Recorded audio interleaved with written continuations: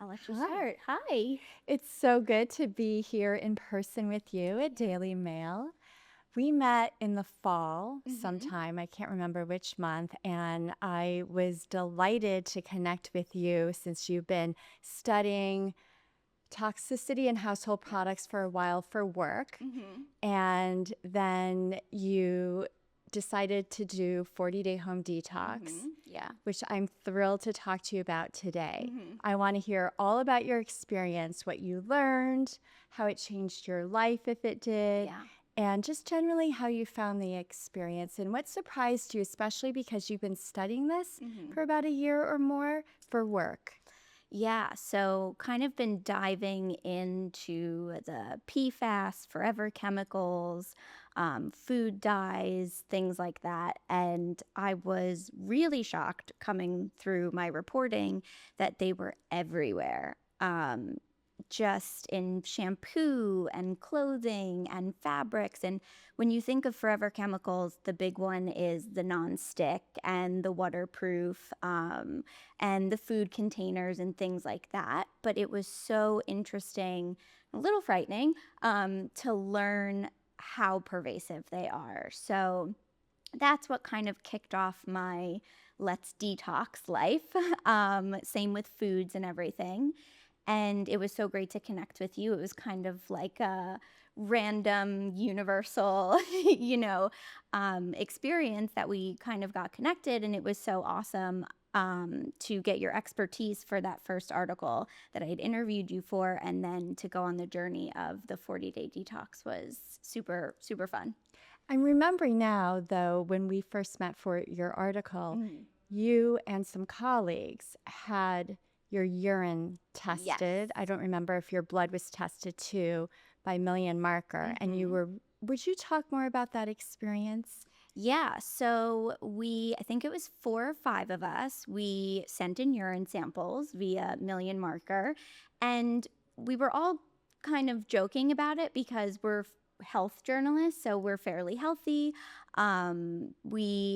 There's a few of my colleagues from the UK and a few from here, so we were excited to see if there was any differences. And then how well we were doing just of keeping ourselves healthy. And then we all were pretty shocked. We were all really high. So the way that they do it is they compare your levels to the general public that's been tested. And I believe the CDC kind of indexes things.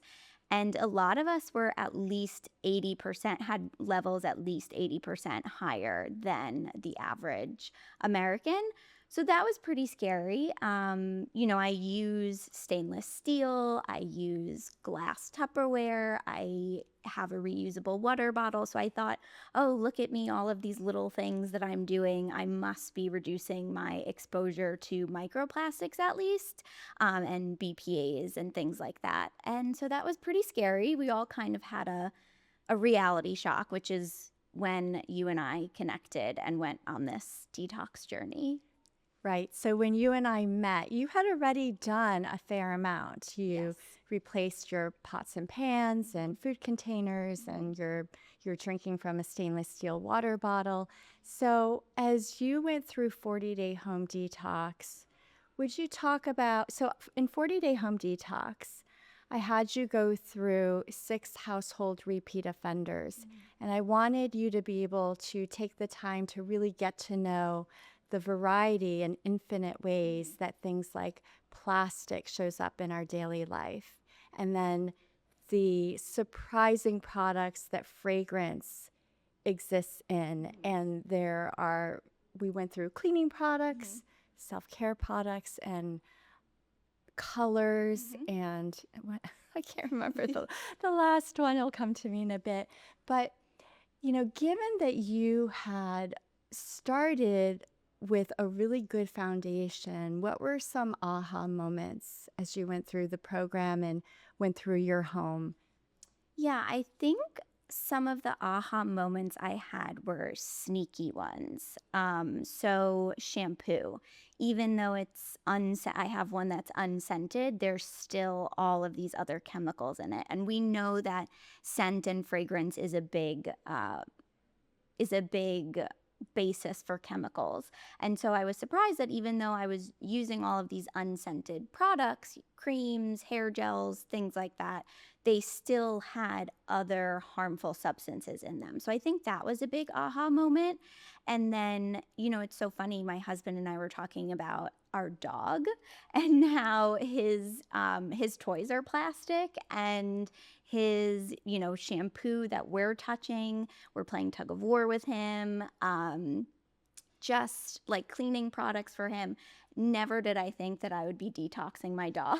But there are studies that show that dogs have microplastics, and that when they are exposed to certain chemicals, if they have higher levels, they can develop cancers and things like that. And as my firstborn child, my dog is very important to me.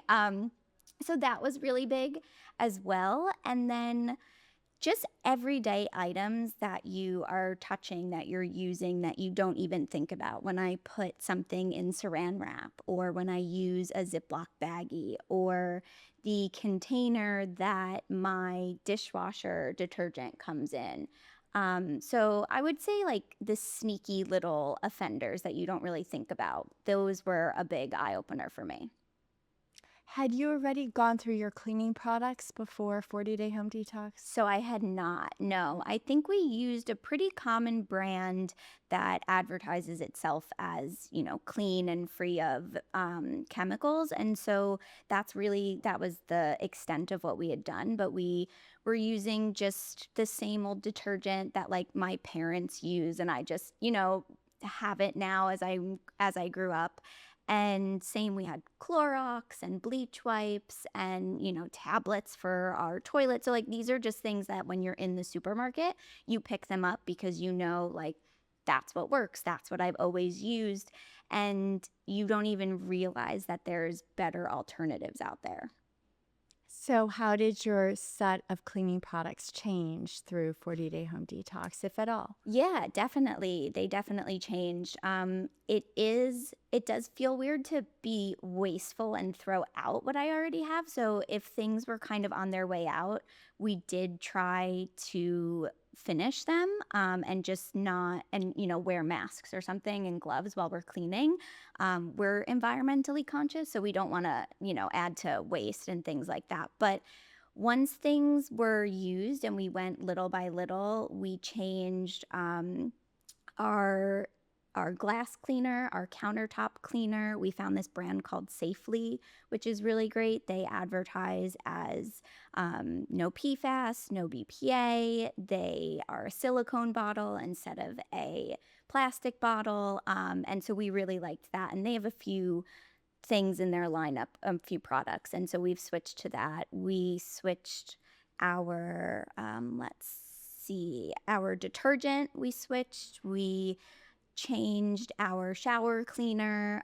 So there's just a bunch of things that now when I'm in the store, I know what to look for.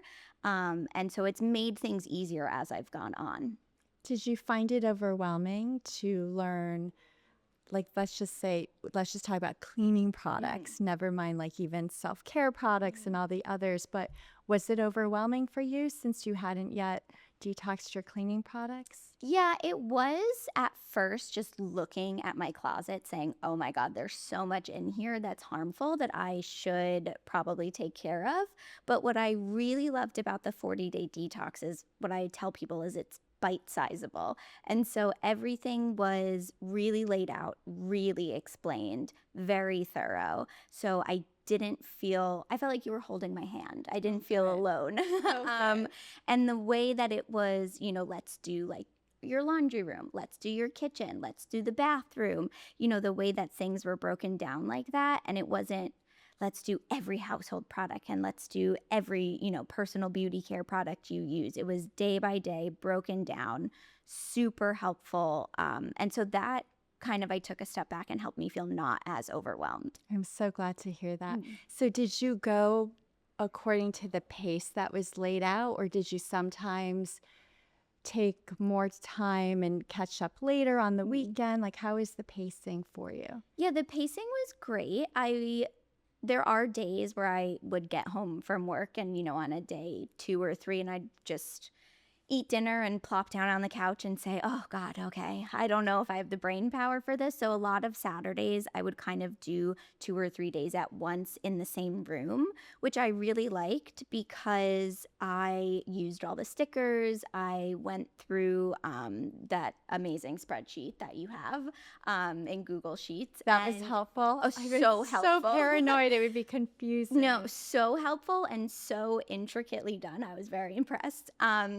But yeah, super helpful. And so if I couldn't do something, on a Wednesday, Thursday, I would kind of just sit down on a Saturday or Sunday and do a little bit, maybe 2 or 3 days at a time. And on the weekends, it's nice because my husband was home and we kind of went on these scavenger hunts together. Really? So it was kind of a fun bonding experience. Really? That's amazing. Yeah, and it helped him get really involved and more invested. And it helped, I do this all the time. I write about this stuff all the time. So I know probably more than the average person. And so it was really fun to get him involved because now we're kind of this dynamic duo detoxing together. Great.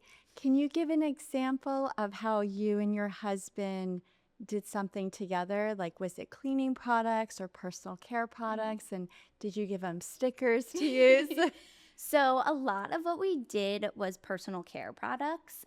He doesn't use that many. Just being a man, he barely wipes on moisturizer in the morning. So we switched his deodorant. We looked at the environmental working group grading system together, and we found a lot of men's products like his shaving cream. We switched his deodorant. We switched his face cream.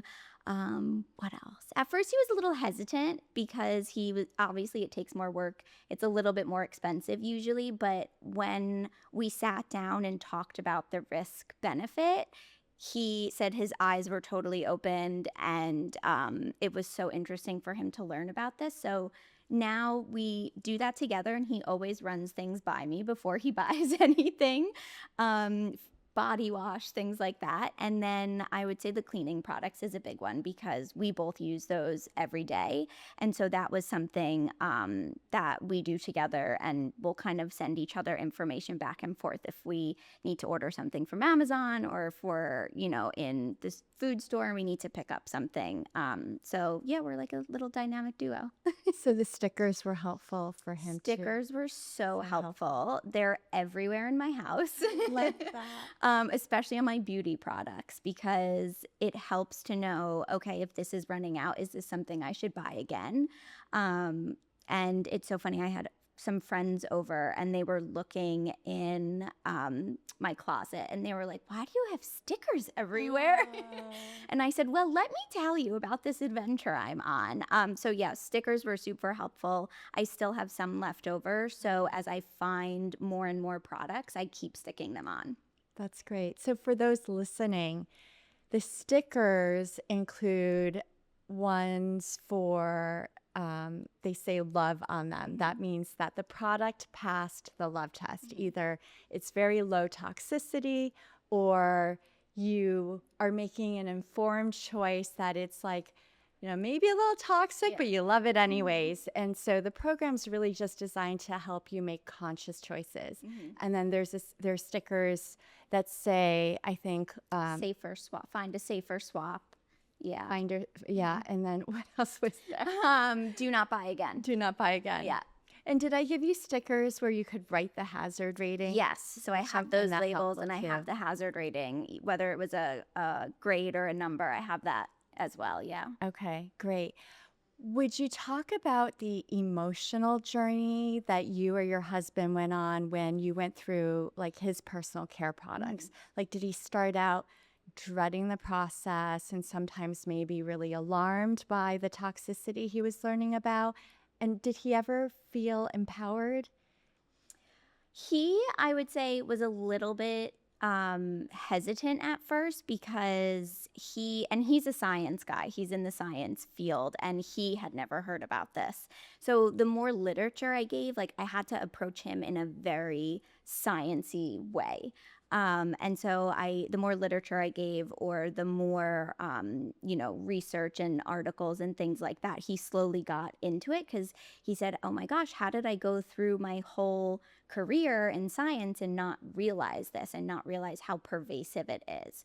So while he was a little hesitant at first to kind of go through and figure out what he needed to swap out, once we got on the same page, it's almost like he's excited, because now it's a challenge for us to find something that's safer for him and for me, and a future family, like what we want to keep in our house. And so now it's a kind of like a fun game. Great. So how was the section on colors as you learned about synthetic colors? That one was, I would say, a little bit more shocking for me, because I don't think of colors. You don't, we have a lot of talk about food dyes and food coloring, but I would never have thought about the color of like a body wash or something. I never would have thought about the color of, Like, what about your dishwashing detergent? right, yes, it's Right. blue and green, and it has these fluorescent colors, and I never would have thought about that. So now I see color in a very different way. Color's great, and it brightens up your life, and it, can totally change your mood, but I like that I can make more informed choices. Something that you said when we first connected was, this isn't a complete overhaul. You should still keep things that bring you joy.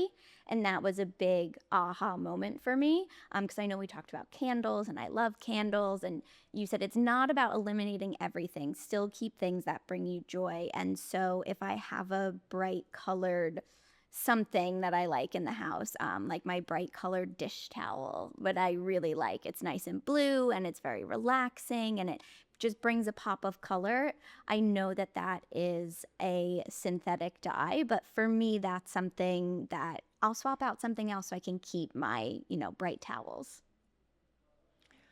So, what about fragrance? There are dedicated days for you to go on a scavenger hunt to explore the other household products that have fragrance that maybe you didn't realize. I imagine before you started 40-Day Home Detox, you already were aware that fragrance is a high-risk ingredient.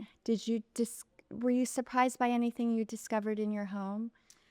I would say things that I didn't realize had fake fragrances. Like, I would just think if something is orange scented, it just comes like naturally from oranges, and it doesn't come from some kind of chemical concoction that just forms together and makes a smell, like a citrusy smell. So that was really surprising. I will say, before the detox, I'm pretty sensitive to fragrances. Really strong ones irritate me, and so I usually stick with non-fragrance. They're actually a pretty big migraine trigger for me, and so I usually stick with non-fragrance. But yeah, just things like even glass cleaner or something like that, where I didn't realize it was not an all-natural kind of essential oil or something that's safer. What were your favorite parts of the program, or what was most helpful? I really liked the master classes at the end. There was, I think, 4 or 5 of them, and they kind of spanned different topics, which was great, because you had like endocrinologists, fertility specialists, and you had someone about diet, and then you had a yoga teacher at the end who was kind of just about like energy and mood, and I really liked that. It was great to see people, experts in their field, talking about this. I loved the home design one, the interior design one. So interesting, because never would have thought about curtains and rugs and things like that. So that one was probably my favorite. She was really great, very helpful. So yeah, I really liked the master classes. Great, great. Well, I'm thrilled that you completed it, that it was helpful. What questions do you have from the experience? Yeah, I would say, because you started this journey when your first daughter was born, right? When you were trying to look into safer products. 17 years ago. Yes. So you've been on quite the journey. What would you say is your most eye-opening experience through all of this? In terms of how it affects human health and development, or the toxicity in household products? I would say let's do both. Okay. There's so many. I think in the beginning, I was just shocked to realize that our products are not more regulated. Mm. Things like baby products, like formula, toys, things related to their essentials, like baby bottles and baby bottle nipples. I was shocked that there were toxic chemicals and even heavy metals in baby products. And that really was very eye-opening, that I shouldn't assume anything. So that motivated me to learn as much as I can to make healthier purchases and create the healthiest foundation for my children possible. And I actually resigned from a career I loved in distressed investing, thinking I'll take a year to master this and then I'll go back to work. I never would have imagined I'd spend 8 years diving deep into it, feeling like my children's life depended on it. So eventually I realized that this is actually a path I just need to pursue, because I felt like my younger self would have really wanted to know a lot of what I was learning. And so I just decided to raise public awareness as my philanthropy, as I continue to figure out how to raise the healthiest family possible in a home that's also full of joy and not. I try and minimize stress and anxiety over this. I have a very balanced approach, I think. But I was always a very health conscious person, even from like third, fourth grade. And to not even have this on my radar was upsetting for me, especially because I was extra conscientious as I was trying to get pregnant and I was nursing. I cared a lot about the quality of my diet and exercise. And I just didn't even think that environmental exposures is as important, I think, as what I eat and how often I exercise. Mm. Yeah, definitely. And I think one thing you mentioned was, not trying to keep joy and not be, because I can assume with kids, it's very hard to like give very concrete, this is what you can and this is what you can't do. Because I know when I was a kid, too many rules and I was like, oh, I don't want to listen to all of them. And so how do you balance that with kids and say, now they're teens, but to new parents or parents of toddlers, what would you recommend how they balance that? Teenagers are very tricky, but I feel grateful that I was learning about this when my children were really young, or not, some weren't even born yet. And I've just raised my children in a way that I just talk about lots of things as matter of fact. Like, it's really good to eat veggies because they serve as like broomsticks inside your body. They help sweep the things inside, and it's really good to drink filtered water because it helps your body flush. And when you sleep, your brain is detoxing. To just try and talk about things as biology and facts, part of nature, so that they have the right information. So now that they're teenagers, they're totally rejecting, especially my 17-year-old, my 15 and 12-year-old.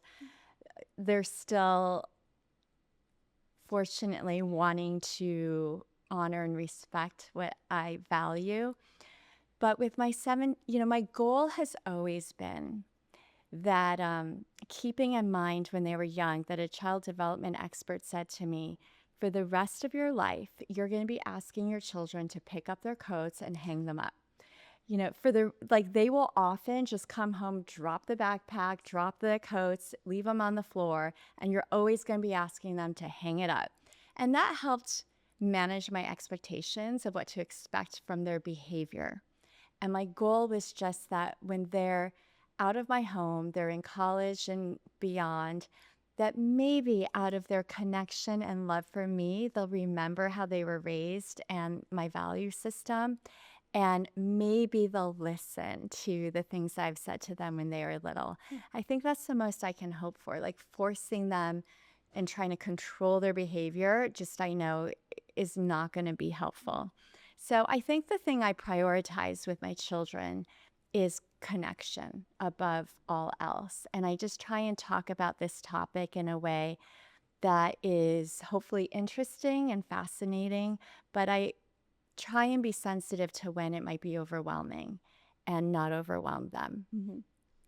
I want to go back to something you said earlier about how not a lot of these chemicals are regulated. Um, Kind of going forward, I feel like people have raised more awareness about this, and so they're pushing for the government to do something to regulate or to have more studies, just be more transparent. I would love to get your thoughts on what you would like to see regulatory bodies do. It's such a complex issue. And I think that in America, one thing that makes it harder to have safer products is that we are a capitalistic economy and country. It's part of what makes America great. It sets us up for lots of innovation. And I think there are many wonderful things from minimal government regulation in terms of innovation. But in terms of chemicals and public health, I wish America took more of a precautionary approach, which the European Union takes. And America has a history of having a reactionary approach. But it takes decades, if not at least a century, to accumulate the proof of harm. And we could have a whole other episode on the the flaws with science and how their studies are designed for certain outcomes. So it's actually very complicated. But and I just think realistically, America's not going to have a precautionary approach towards public health for a long time. I think that the current administration is spotlighting great things like the chemicals and pesticides in our food supply and other things. It's great that there's going to be more public dialogue on it, and hopefully we'll reevaluate how things are currently done. But I think that nothing replaces individuals getting informed, empowering themselves, and participating in their health care. Don't trust or assume that someone else knows better. Really get informed, listen to your symptoms, and use informed common sense when communicating with your trusted physicians and healthcare providers. Yeah, that's like I said, there's a lot more awareness around it. And so I'm hoping that even if, regulatory bodies won't step in, it would be nice to just be empowered with knowledge, and just if we can make our own little baby steps, that would be, productive, and it would be a little bit of progress. Just to end with my questions, I would love to get your top three things. If someone, take little baby steps, what are three things that they could implement right away, and they're, not totally life altering? One high impact tip, which is super helpful, is recognizing that indoor air tends to be 2 to 5 times more polluted than outdoor air, even in the most industrialized cities. That's because so many things we have in our homes off gas, toxic fumes, and also release toxic compounds into household dust. So with that in mind, the idea of opening your windows when outdoor air quality is better than indoor air quality can really improve your indoor environment. And also whenever there's combustion activity in your home, to ventilate or either turn on the fan above a stove, or crack open windows if you're burning wood in the fireplace or candles. So this concept that indoor air tends to have accumulated the fumes of many material things is just creates common sense for when you can allow fresh air exchange to improve indoor air quality. Second would be, plastic is so pervasive. It's really I will spend the rest of my life trying to detox plastic in my life. But if you could focus on your diet, the plastic that touches what you eat and drink, that's very high impact because diet is a major source of our toxic exposures. Keeping in mind that chemicals in plastic and other chemicals too really love fat. They will concentrate in fat. So high fat foods like meats, dairy, just things higher on the food chain like seafood, they tend to have higher concentrations of fat. So if you are storing that in your refrigerator, put them in glass containers. When you're shopping, if there's an option to buy meat or cheese wrapped in not plastic, then that's better. And third, which was not part of 40-day home detox, but I think it's so important to put on people's radars, is wireless radiation. So just taking cell phones as an example, the radiation is known to weaken the blood-brain barrier, which is designed to protect your brain from toxic compounds in your body. So with that awareness, I'm not saying don't use cell phones, but you can create distance between your cell phone and your brain by using speakerphone or using headphones that are safe. Or texting is also a safer way in terms of radiation exposure than speaking on the cell phone. And if you notice, look at the signal strength, because if it's a weak signal, then your phone has to work harder for connection and will emit more radiation. So if you're going to take a call, just pay attention. And then maybe if you're in a weak signal area, wait till you can be in a stronger signal area and use speakerphone or safer earphones. But I just wanted to alert people to the idea that if your membranes, whether it's your blood-brain barrier or other membranes in you, are weakened, then of course you're just more compromised to everything else. All right. Thank you so much. So we were sitting down with Sophia Ruan Gushée, the author of some best-selling detox books. She is the founder of Ruan Living, 40-day home detox. Great to speak with you. Thank you so much for coming in. My pleasure.